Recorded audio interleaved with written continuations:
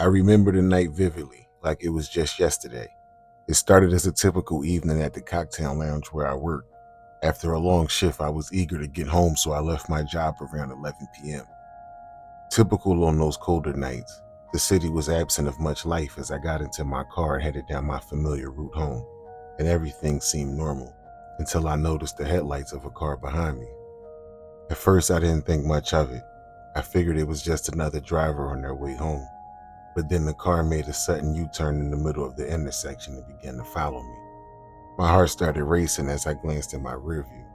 The car was tailing me closely, its high beams now glaring intensely in my mirrors. Panic set in. I tried to convince myself that it was nothing serious. Maybe the driver was just lost or in a hurry. But the more I drove, the more I was convinced that I was being followed. My anxiety spiraled into dread as I turned onto a quieter road, hoping to lose the car around the sharp curves. My hands gripped the wheel tighter as I accelerated, my foot heavy on the pedal. The car behind me matched my speed, and that's when I knew for sure. My breath became shallow as I pushed the car faster, weaving across the road in a desperate bid to escape. And my mind was racing as fast as my car was. I could hardly think straight, only focus on the blinding headlights that seemed to get closer despite my best efforts. As I took one final sharp turn, my tires squealed against the pavement, and it was only a matter of a split second before my worst fear came true. I felt my car skidding uncontrollably, and the next thing I knew, I was crashing into a tree. The impact was jarring, sending a shockwave through my body, and everything went black for a moment. When I came to, I could feel pain radiating through my entire body, and my vision was alarmingly blurry. But I could hear the footsteps approaching, and I could see a figure through the fog of my injuries. The man who had been following me emerged from the darkness, and my heart pounded harder in my chest as he approached. "You okay?" he asked, his voice void of any urgency. I was too dazed to respond immediately. His presence was unsettling, especially given the way he had been chasing me. "Who are you?" I managed to mumble, wincing from my pain.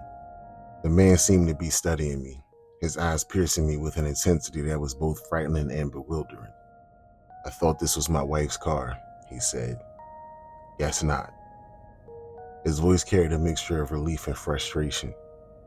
I needed to be sure. I was still struggling to piece together what was happening. My head was throbbing from the impact.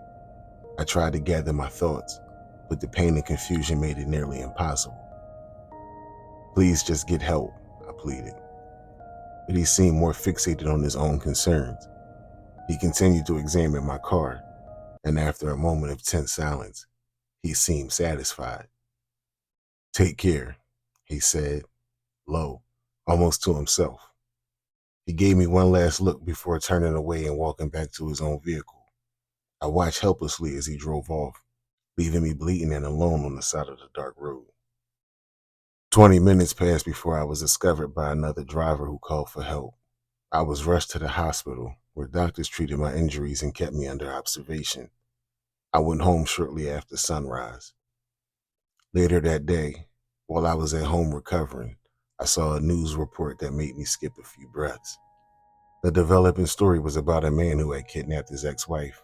He was still at large, and as always, armed and dangerous. That last phrase always made me chuckle.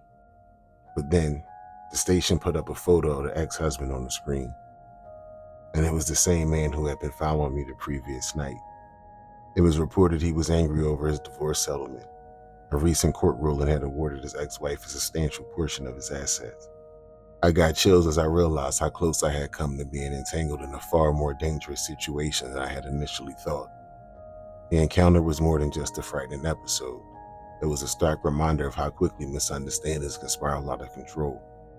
I was grateful to be alive, but the whole ordeal left me with an unsettling sense of vulnerability. It's a night I'll never forget, and it changed how I looked at the world. Always a bit more wary now, always a bit more cautious.